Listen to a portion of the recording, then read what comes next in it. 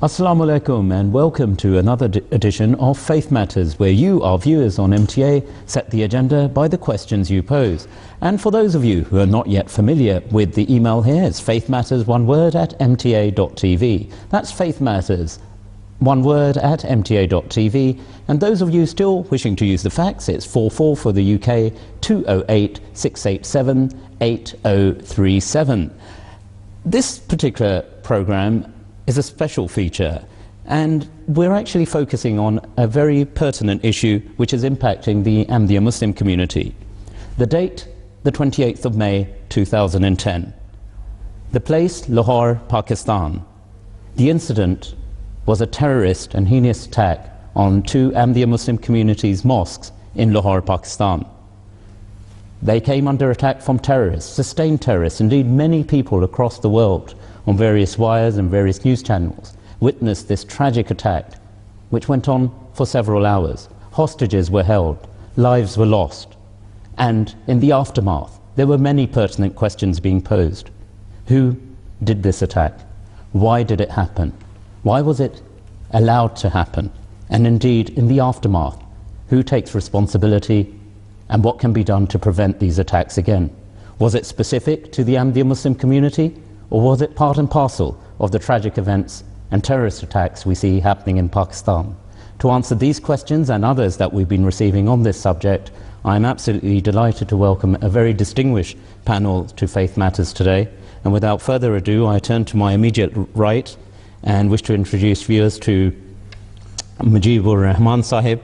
He's an established advocate in his own legal field. He's an advocate of the Supreme Court of Pakistan, someone who knows about persecution at its very core, because he has defended many cases in the Pakistani courts, and is someone who's actually been a very strong and passionate communicator and advocate for human rights in Pakistan across the board. Mujib Saab, welcome to Faith Matters. It's a pleasure to have you with us. It's a pleasure being with you. Let's see.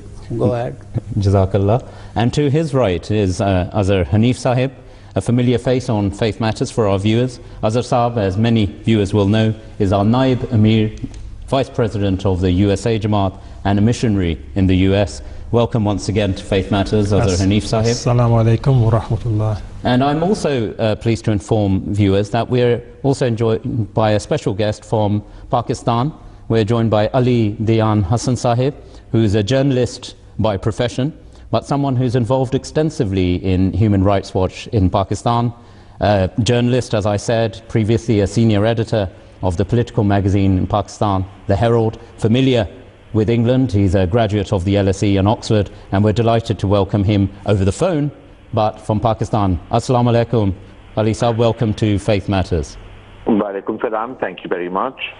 Gentlemen, as I said in my introduction, today's program is very much focused on the tragic events all of us saw, and this wasn't limited just to members of the Ahmadiyya Muslim community or the Muslim diaspora across the world. Everyone witnessed it. I remember pictures in offices across the city, across the world, witnessing these horrific attacks as they were unfolding. And one of the questions which was immediately asked was, it was specifically mentioned in various news reports that these were attacks on Ahmadiyya Muslim mosques in Lahore. Before we go into the detailed questions, for our viewers' benefit and those who are perhaps not as familiar with the Ahmadiyya Muslim community and the issue of persecution, Mujib Saab, if I could turn to you first of all, and maybe just in a sort of summary context, you could put into basis the history of persecution for the Ahmadiyya Muslim community in Pakistan. Well,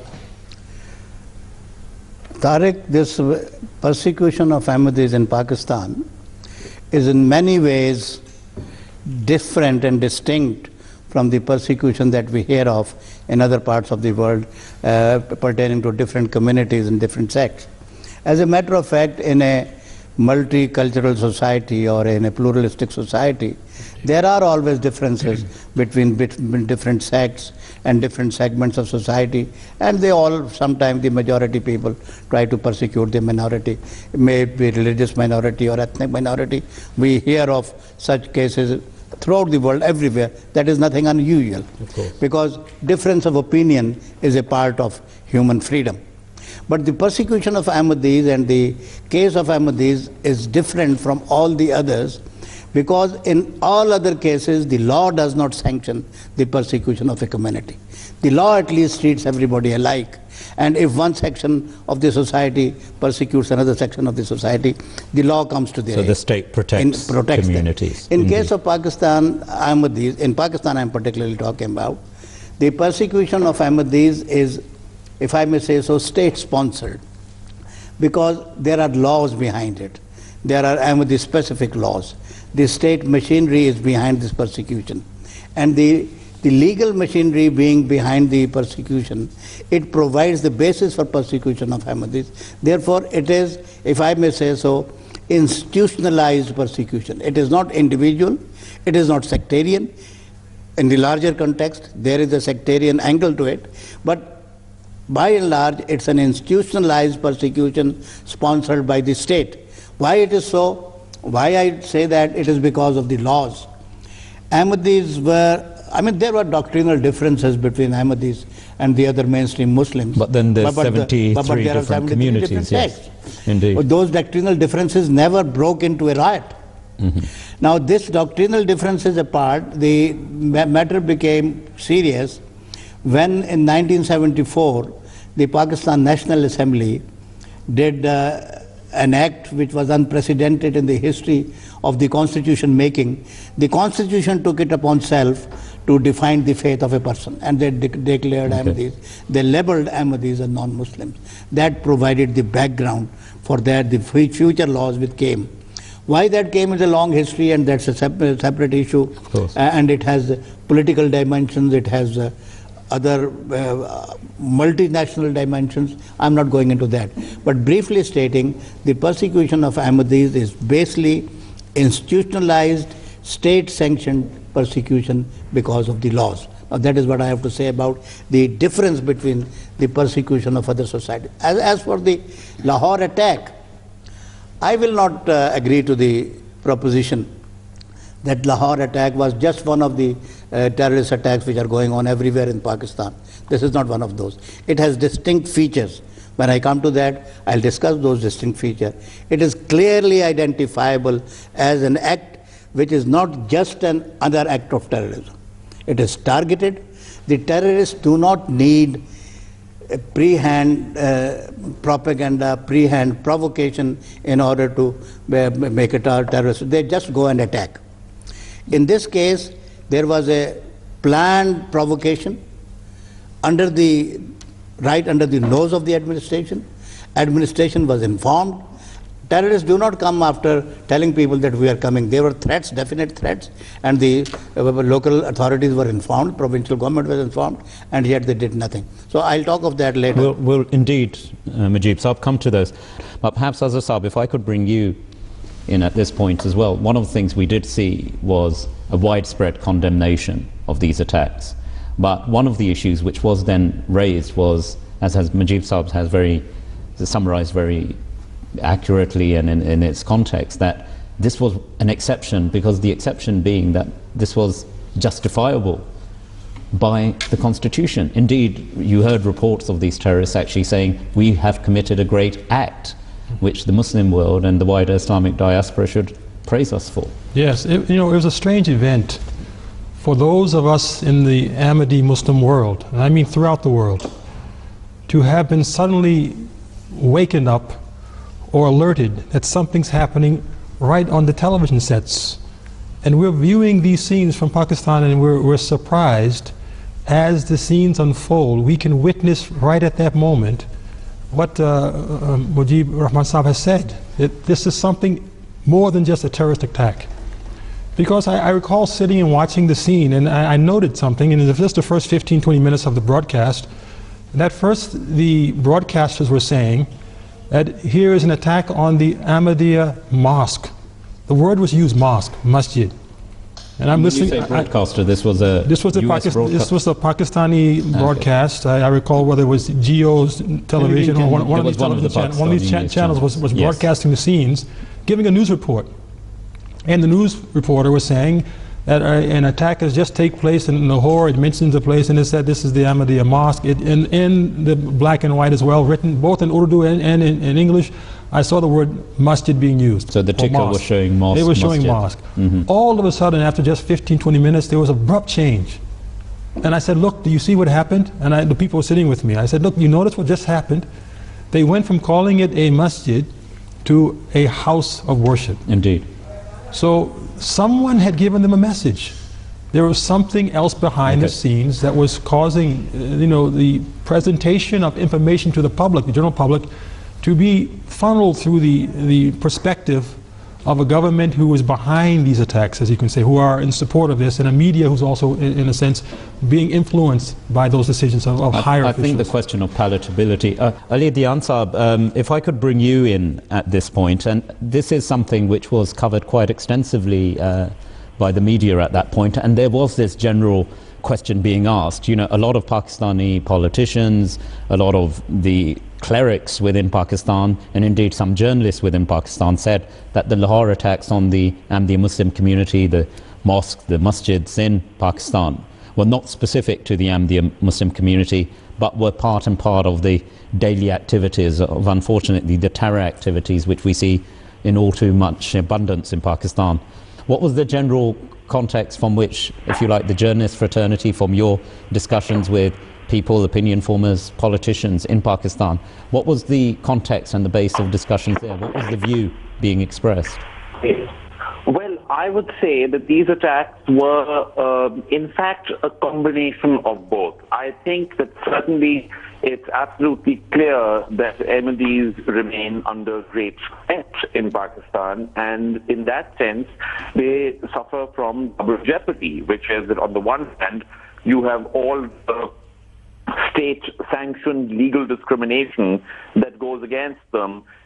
You have also a political context and a social context where discrimination and social persecution of Ahmadis is backed up by law, in fact.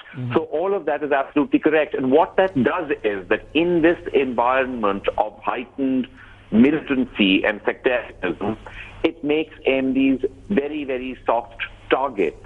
Right. And it really sets them up for attack. I think the context of what you're saying is something which is quite specific, and I think that's the issue. I think Mujib Saab highlighted, about the constitution. If I may say so, you see, these attacks, before these attacks, even on the television channels in Pakistan, consistently programs were being aired where it was being propagated, it was being preached that Ahmadis are apostates and they are liable to be killed.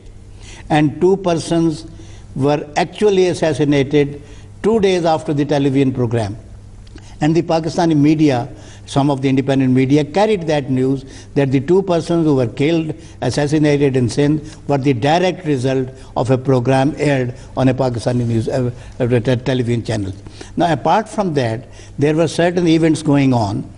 If you go a little behind, there were attacks in Nangana Sahib, where the Pakistan Human Rights Commission recorded a finding that the government was absolutely inactive and failed to protect, and in fact they sent their report to the government of Punjab for their comments that they did not even bother to comment on it. Then there was the Chak Sikandar incident. On Chak Sikandar incident, the Pakistan Human Rights Commission had actually warned the country that if this is not stopped, greater events will. And then there was the Gojra incident, where the Christians were. So it is not only Ahmadis, others also, but Ahmadis, as Zayan has very rightly said, Ahmadis are a very soft target. Then at Mong Rasool, people were killed at the mosque. So this was a series of things coming. And about this Lahore attack, the Lahore people were getting threats. And in fact, our lawyers and our local Amir and everybody were bringing the matters in a proper way, in a written way, in a written document to the authorities. And in our model town mosque, the local police came and said, some of your security men, they carry arms, so please disarm them. We will protect you. Okay. They actually disarmed, and then the attack on this model town mosque and the Darul Zikr at Gadi Shahu, they came together while our people were actually disarmed. We could have defended ourselves perhaps, We are a non-violent community. We do not take to violence. We have suffered in silence for the last 36 years. We have not taken to streets. We have not burnt any tires. We have not raised any agitations. We have been trying to fight our legal battle. And the government knows that. And despite that, after disarming us, they failed to protect. And after the event, even our media has pointed fingers to the administration. I don't want to name anybody. The people should know who is responsible. And the media is pointing out, accusing fingers on some of the administrations. At the Gadi Shahu incident, right when the attack was going on, there was a mobile police van moving right in front of Gadi Shahu Mosque, and they knew the incident, and the messages were sent, and some of them were told, come. They said, we cannot come. We have been advised not to enter till such time that our seniors come. They did not enter. So there was a standoff. Complete standoff. Ali, just on that point, if I could bring you in here again, I mean, this issue about the government inaction, or if you like, the speed of response, is something we've heard consistently being expressed by many witnesses to the attacks. In the context of that, the threats had already been made against the Ahmadiyya Muslim community. Indeed, as we've just learned from Mujib Saab, that the guards that were present at the mosque were actually told to disarm prior to those attacks taking place. There's many, not just within the Ahmadiyya Muslim community, but in the wider context of all communities in Pakistan and beyond, who ask the obvious question: surely the state's basic role is the protection of their citizen?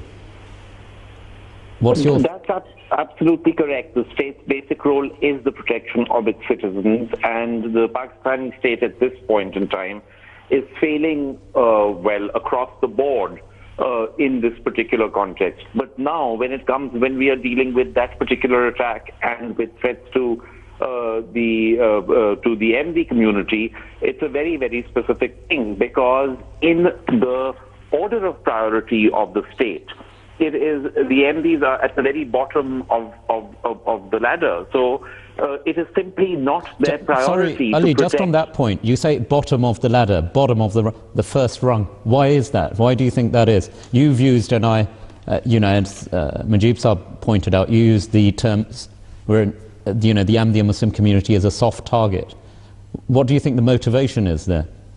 Well, the motivation is, as we know, it is partly historical, partly it has to do with the laws in Pakistan, and partly it simply has to do with social attitudes and social prejudice. The problem is, as was said at the outset of this program, and this has certainly been my view, the problem is that at the end of the day, it is a matter of opinion whether Ahmadis are Muslims or are not Muslims, which is the issue that exercises a lot of Pakistani opinion and certainly right-wing opinion in Pakistan. The issue is, should the state be a partisan actor in this exercise? And the answer is that the state is a partisan actor, and the state does feel, for example, it has mandated that MD mosques are not to be referred to as mosques. Indeed. And there is a widespread support provided by the laws of the country to the idea that these places of worship, as they are called, are somehow, if you're a police officer, your own fate will be defiled if you enter this building or if you seek to protect it. So what is happening is that basically the law enforcement authorities are being told that these people, really are not what they pretend to be. These are people that we should regard with suspicion and with prejudice and not go near them. However, it is notionally your job to protect them. And that, of course, doesn't work, because the way this translates into action on the ground is that it is simply not their priority to protect these places.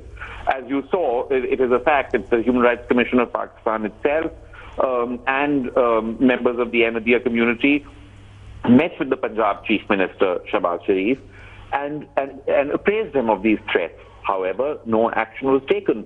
And this is precisely what being a soft target means. It is that there is a dangerous, violent, volatile situation, And those who are most vulnerable in that volatile situation receive the least protection because the state has an ongoing prejudice against them, and there is a social vendetta being played out against them. Tariq, if I may come in. Now, what Dayan has said is absolutely undeniable. I will put it the other way, or maybe in a different way. These fundamentalist, extremist religious elements, I call them, they have been pampered over a period by the state authority. Nobody is trying to curb this terrorism. Nobody is trying to curb these attacks. So this extremism is being either sponsored. If not sponsored, the extremism is being suffered. Not only suffered, the extremism is being pampered. So the state authority is doing nothing to protect the Ahmadis above everything else. Now, about whether Ahmadis are Muslim or not Muslim, without going into that question for the time being, supposing they are non-Muslims, is the state not bound to protect the non-Muslims? Of course. I mean, is the state not bound to protect the Christians? Has it not happened against Christians? But against Ahmadis particularly. Whenever there is an attack on a Christian place of worship or a Christian village, the government, the authorities, the IG, the police, the chief minister, everybody goes rushing to them, expressing their sympathy. Rightly so. They should do that. I'm not saying that they should not do that. Well, they govern, they should they should do that. They should, but of course. In case of Ahmadis, they just hide behind their curtains and they don't even come forward. Not a word of sympathy from Pakistan administration, not a word of sympathy. And this comment was made by CNN. 80 people killed and not a word of sympathy from anywhere. So they are actually they have been held hostage by these extremist elements. They are scared. At one point, the Lahore administration, there were banners on the Mall Road, Ahmadis are liable to death. And somebody asked them, why don't you remove them? Something has happened, terrible. Yes. Something terrible has happened. And I think the law minister of Punjab or some other authority, I don't remember exactly who, he said, we are not removing these banners because of the backlash, fear of backlash. So the fear of the backlash, then where is the government? Where is the state authority? I think, Azhar Saab, just on this point, I think it's a very valid one. We've talked about it, both with Ali and with Majib Saab, is this thing about the basic duty of a state is the protection of its citizens. Yes. Indeed, the founder of Pakistan said, it's not the business of the state to determine who you are, how you practice or profess or propagate your faith. That's right. Now, why? The question which is left asking, and we've heard about the Christian community suffering, other minority communities suffering, and indeed the country is suffering. It's an agony which Pakistan is suffering. Why is it allowed to continue? What is that fear? What prevents these well-educated, many of them well-educated ministers within the Pakistani and the federal government from actually taking action against those very people that they often themselves hold to be responsible for wider terrorist attacks?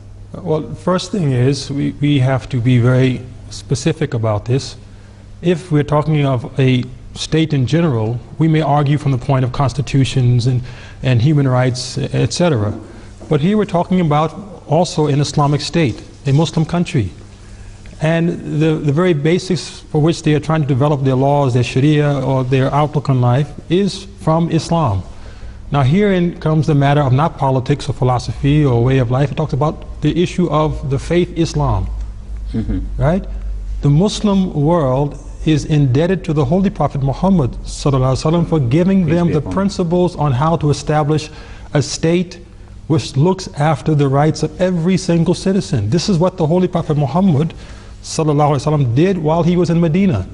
When he was able to migrate from persecution himself, being denied his rights to practice and profess his religion in Mecca, to a place at a distance where he could establish not just for himself, but for every single citizen. Some were Christians, some were Jewish, some were Arab, some were Muslim followers, and they were the minority, which is very strange. He was the leader of a minority group in the sense that the population of the Muslims in Medina was less than that of the other citizens, yet the citizens voted him to be the leadership. Imagine the position he would be in, that as a leader of the small group, he is still asked to look after the entire body and the rules he practiced. He gave pacts of agreement with the Jews. He gave rights to the Christians. He allowed them to believe as they wished and practice their faith. And in one incident, one of his greatest companions, Hazrat Abu Bakr, had a debate with a Jew, and in that debate they were discussing the whole issue of who has more superiority, Prophet Moses or Prophet Muhammad sallallahu alaihi wasallam. In the debate, naturally, Hazrat Abu Bakr was citing that yes, this is the greatest messenger on earth, and believe as you may, we have superiority over you. And the man became upset naturally.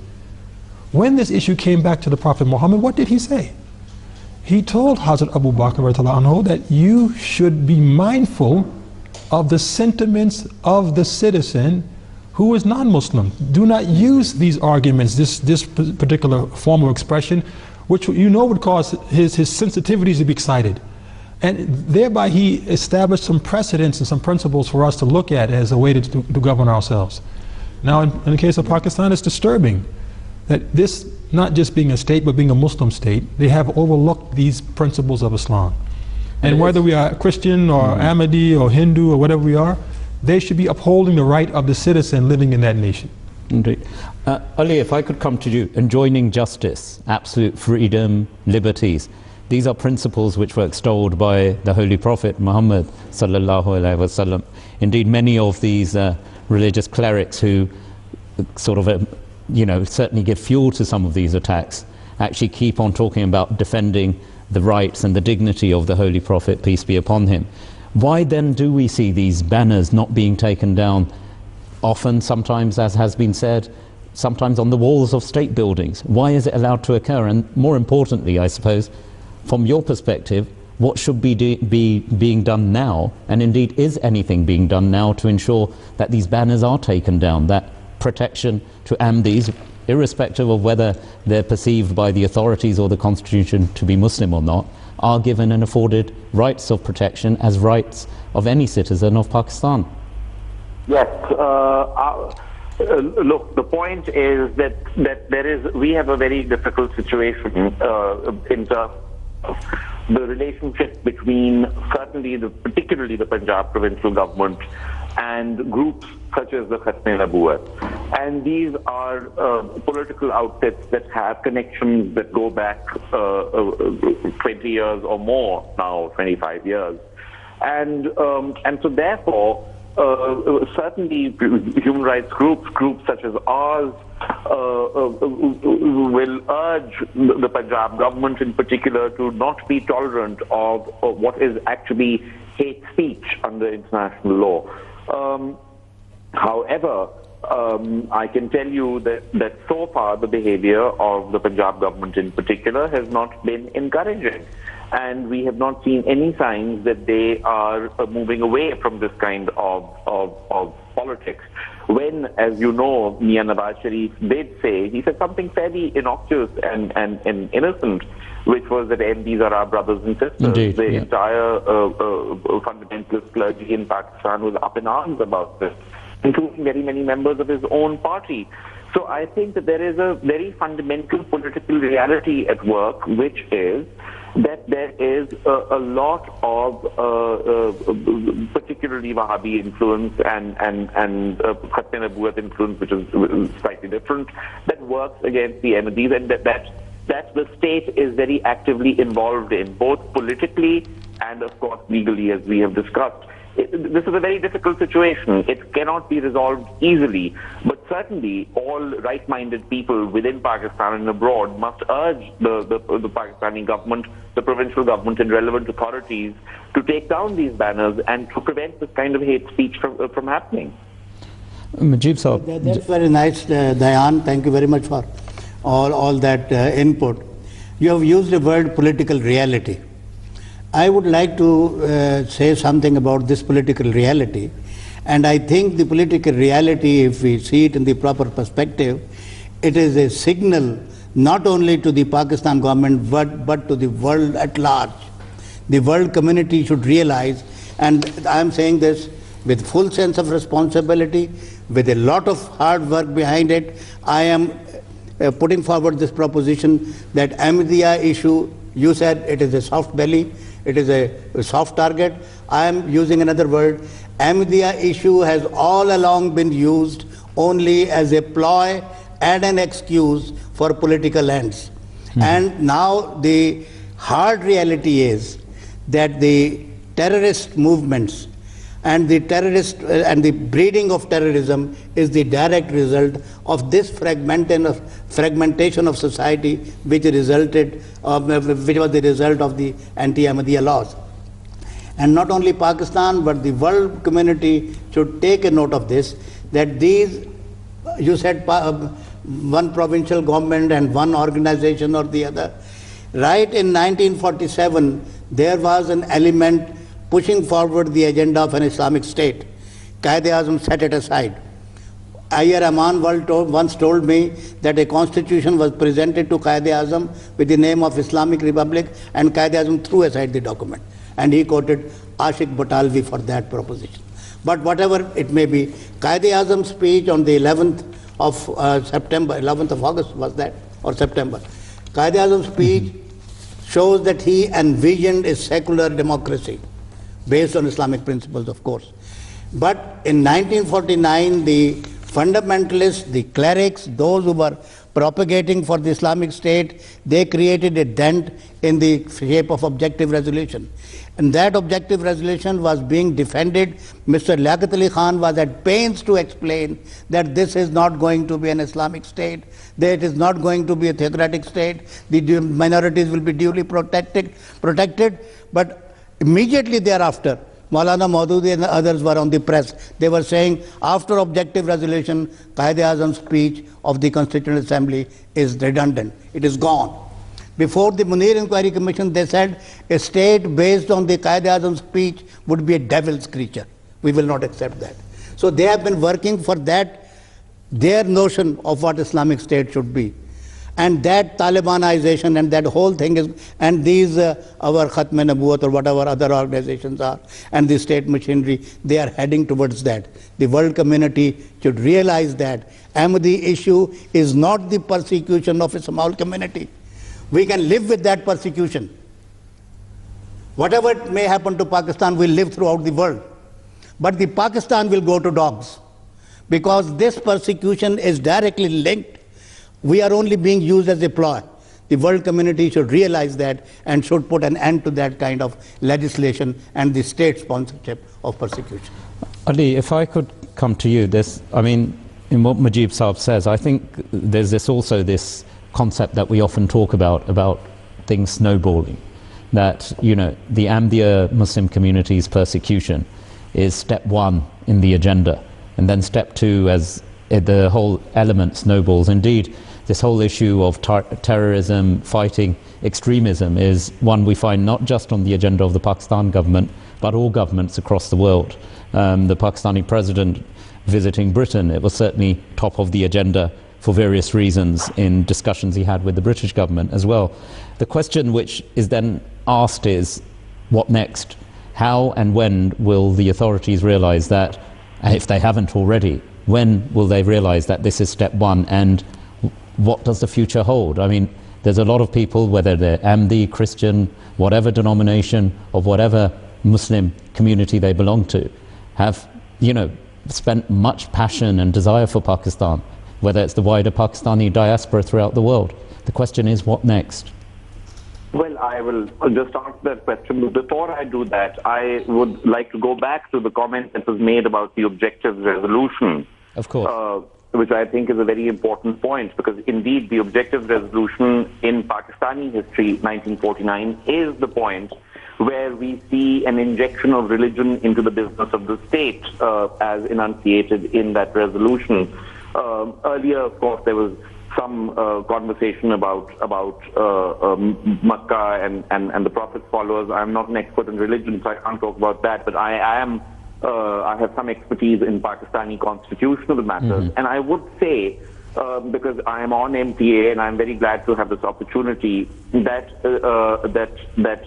of course everything that we have said stands, but the Ahmadiyya Jamaat must also look at what its role has been, certainly at that beginning period, because in 1949, the objective resolution was in fact supported by the Ahmadiyya Jamaat, and Chaudhry Zafrullah, as Foreign Minister of Pakistan, spoke very extensively in support of the resolution, which called for Muslims being allowed to develop their religion, and it called for sovereignty belonging to Allah and being exercised in the limits prescribed by Him, and so on. Now, the problem in Pakistan is that all religious legal discrimination stems from that. And it's a very, very serious problem. It's something Ziaul used very cleverly to create a very difficult situation for all sorts of people, chiefly the Ahmadis. And in that sense, it did backfire. But I think that for historical purposes and for purposes of having clarity, it is important for the Ahmadiyya Jamaat to look at these instances and where perhaps it has miscalculated the impact of what it is doing or supporting. So that's one point. Now, in terms of what happens next, and in terms of the state realizing that the logic, as I have said earlier, I find that what is happening in Pakistan today, the attacks by the Taliban, by a militant Wahhabi group, by assorted Sunni extremists, is a logical consequence of how the state has behaved itself in terms of religion, in terms of legislating identity, and in terms of then outlawing people's religious beliefs and deciding to legislate what exactly they are. So what I'm saying in essence is that essentially what the Pakistani state did to the Ahmadis is what the Taliban are now trying to do to much of Pakistan. And so there is a continuity to this.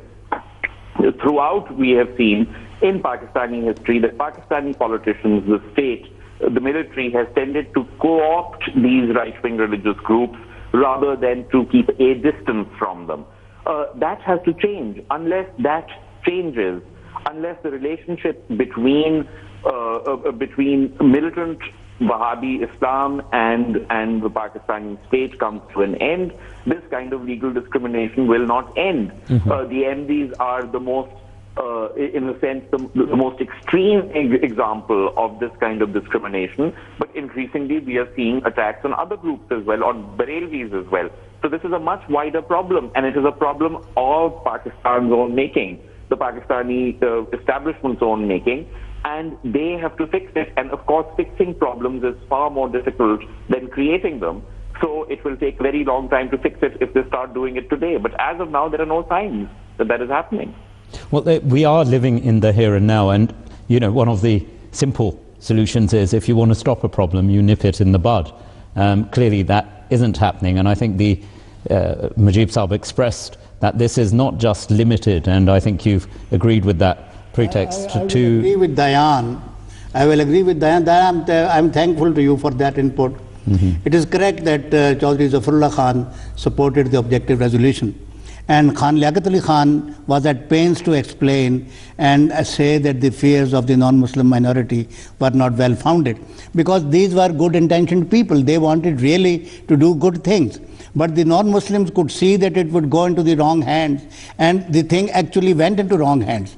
And the apprehensions of the non-Muslim members of that time, they turned out to be true. So objective resolution was perhaps passed in all sincerity, a Muslim thing. But if you talk of Muslim state, as Azhar Hanif have said, we have the Treaty of Medina, which has been called as one of the first written constitution of the world. And Dr. Hamidullah has treated this as a constitution. And so if we had followed that line, Quaid-e-Azam's line was based on the concept of Medina Charter. Now, that was how it is. Now, unfortunately, it is true that 1949 resolution has backfired. And we should now realize that at that time, they were pressing inch by inch. The fundamentalist clergy was pressing their agenda inch by inch. The first inch was gained in 1949, and thereafter they clearly said in the Munir's inquiry report, we do not accept that the Quaid-e-Azam declaration, and we want an Islamic state.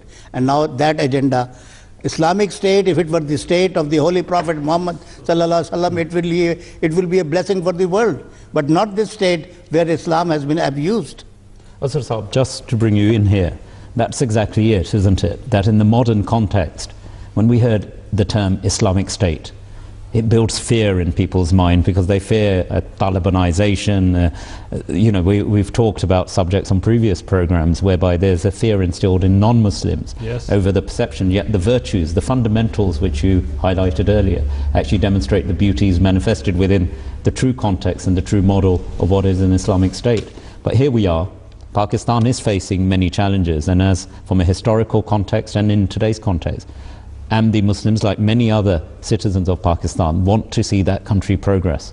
And the question again, which I said to Ali, I posed to yourself as well, what next? What should the state authorities, the local and the national authorities be doing to actually nip it in the bud? Yes, this is the ultimate point. I mean, having listened to the discussion of these distinguished colleagues here, you know, sitting back as one who has lived in Pakistan, I lived there for 6 years, I saw the nation, I realized what this nation could be with proper governance inside, and the citizens and the resources, everything is there to make this a great state.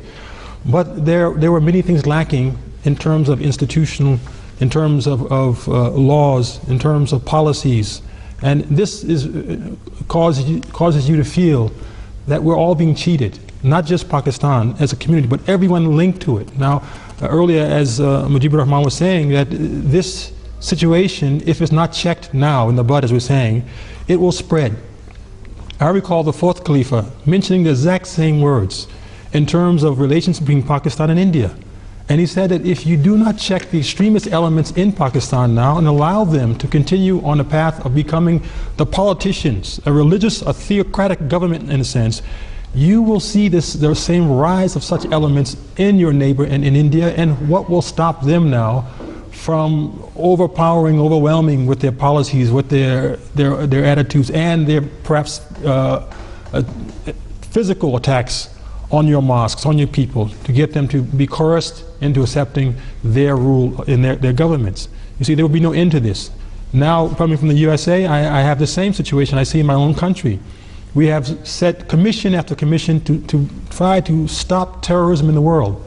And surprisingly, they're all pointing back now to Pakistan. Because they realize, again, the roots of this terrorist element is somehow linked to this nation. Now, that is very unfortunate if we're going to say it's linked to a nation that is a nation of Muslims. And somehow, therefore, they link it to the faith that we believe, the faith of Islam. For that has nothing to do with the faith of Islam. The faith of Islam guarantees rights of people. It establishes peace. It supports healthy relationships with neighbors on an international level.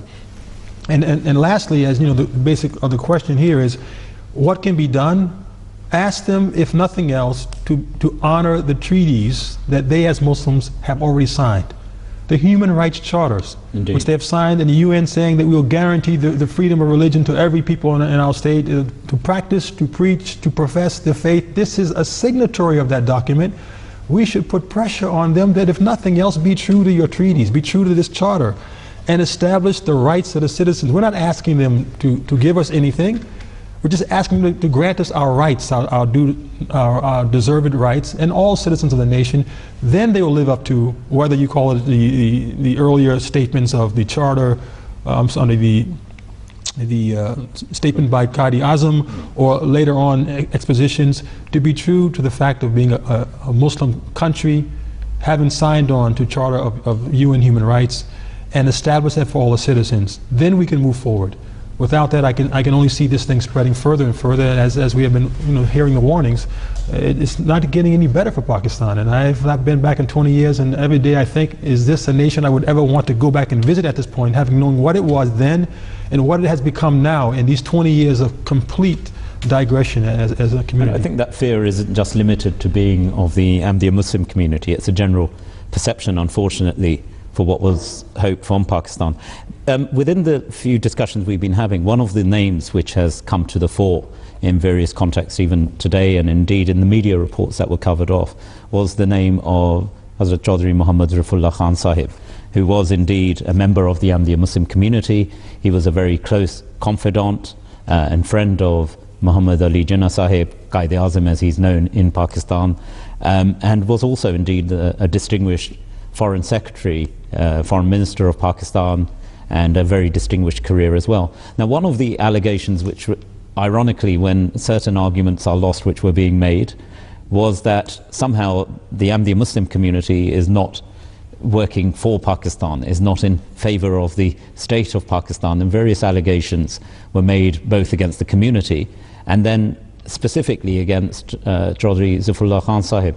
Mujib Sahib, if I could bring you... Those allegations are belied by our history. History has its own language.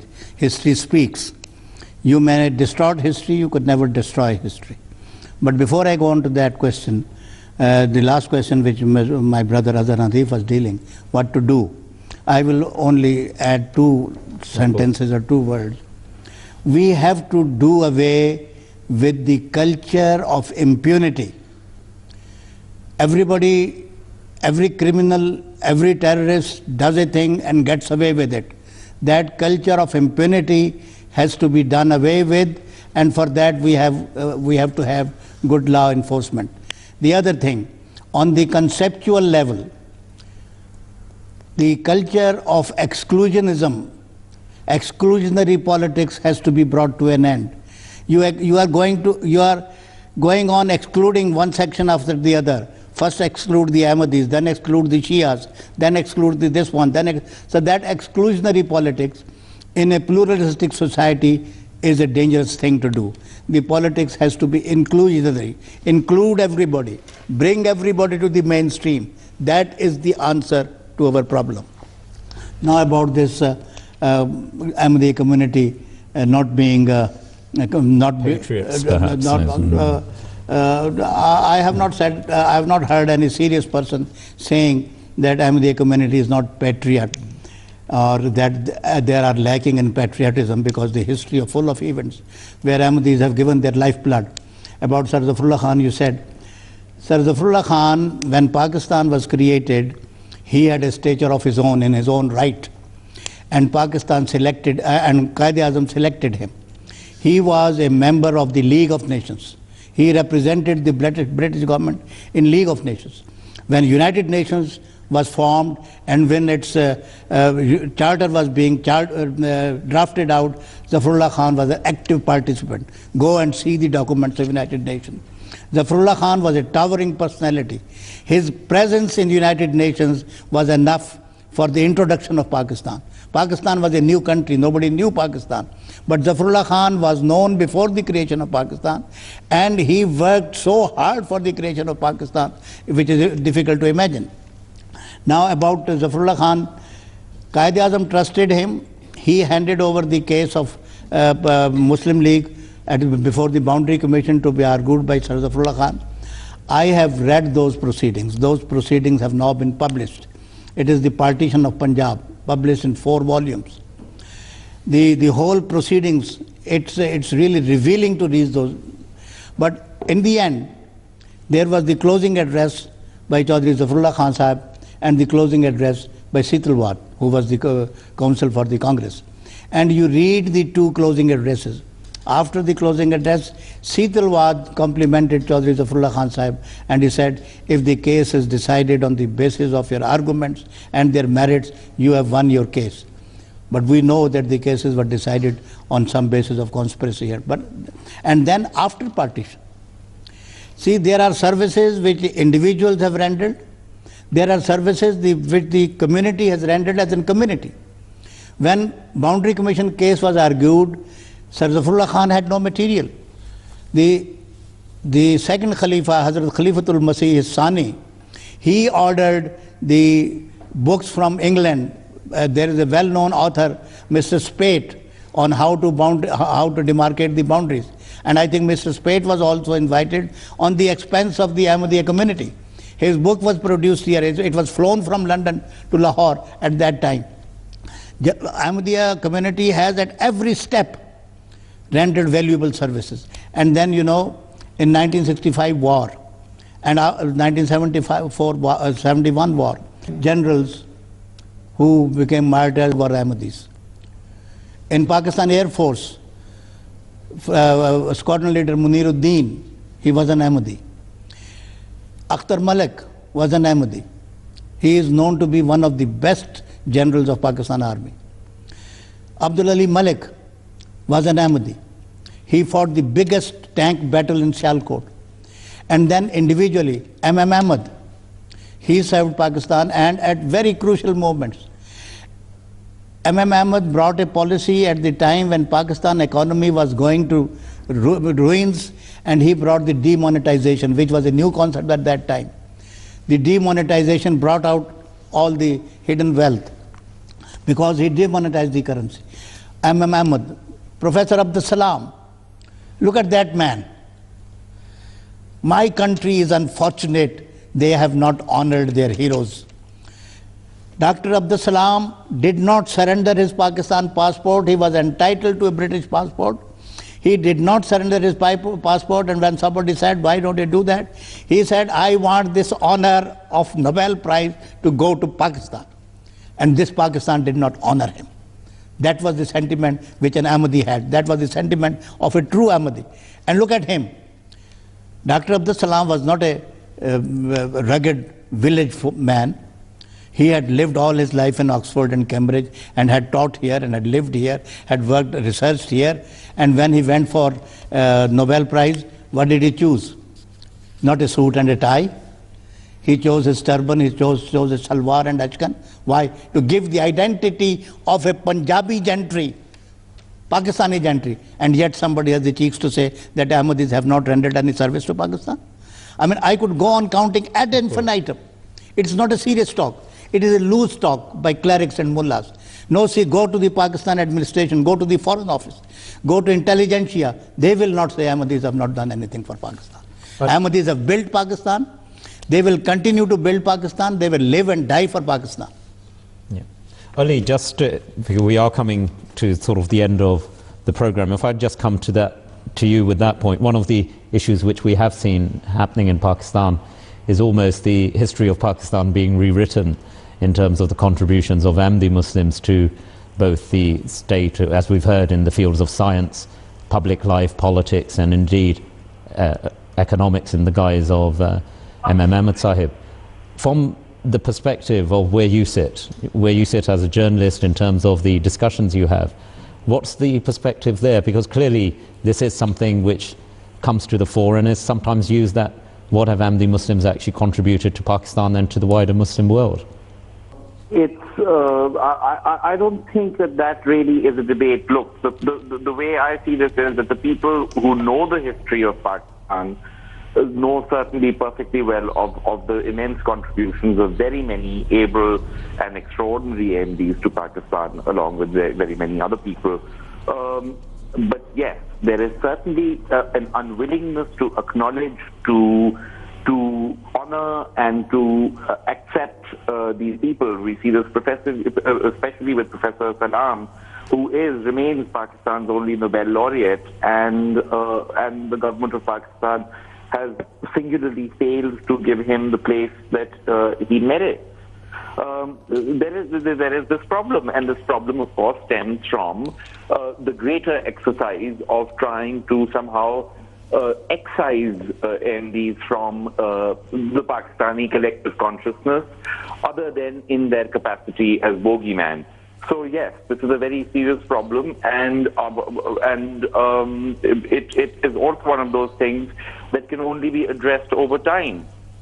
Certainly, it is something that is addressed by progressive journalists.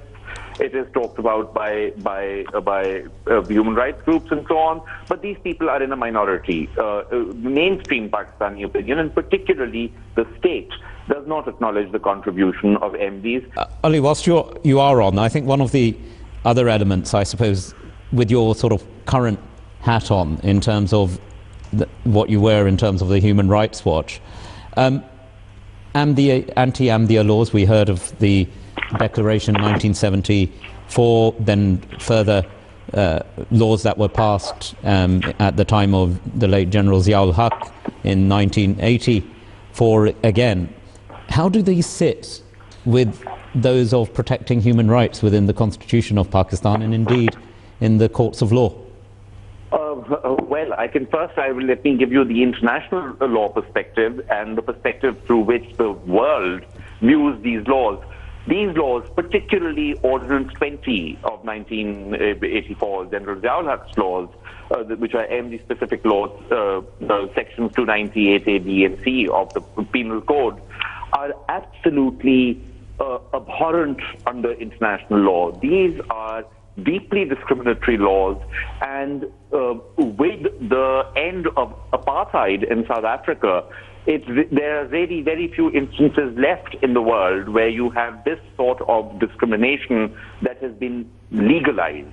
This is legalized discrimination at its absolute worst, and there is no justification for it. Further, it is also in contradiction of the fundamental rights provisions of the Pakistani Constitution itself. So these laws actually contradict Pakistani fundamental rights and international norms and standards, and they should be repealed forthwith.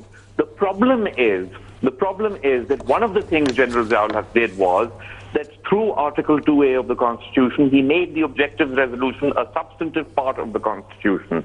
As a result, there are people, particularly those General Ziaul Haq was in favor of, i.e. Deobandis and Wahhabis, who have insisted that their form of religion be the rightful interpretation of religion and of the legal requirements. What that has done is that it has made fundamental rights subservient to this very finely worded document, but which actually means nothing, and is open to so much interpretation that it is abused all the time.